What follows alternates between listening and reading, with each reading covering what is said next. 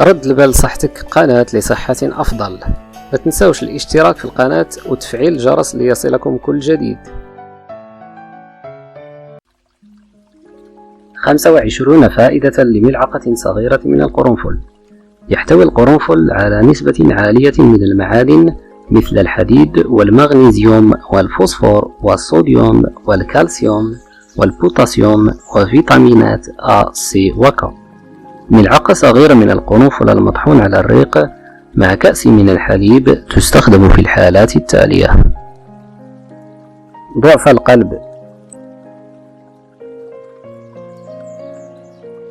العقم،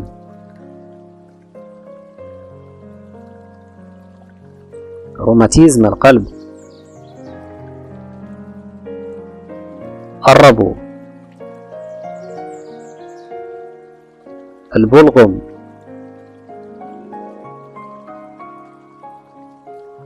السعال،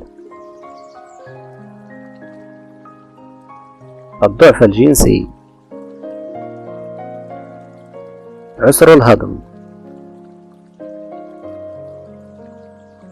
ضعف الذاكرة، غازات المعدة والأمعاء،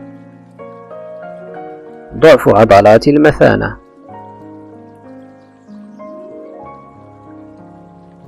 التبول اللا إرادي،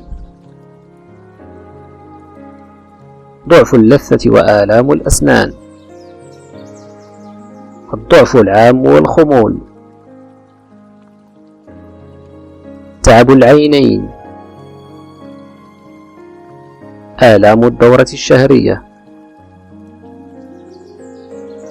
حب الشباب، تنظيم مستوى السكر في الدم، نزلات البرد، آلام الحلق والتهاب اللوزتين، القلق والاكتئاب،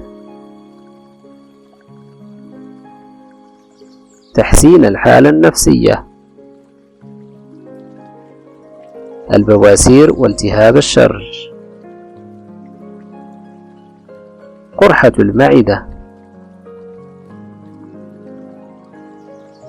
مطهر عام للجسم.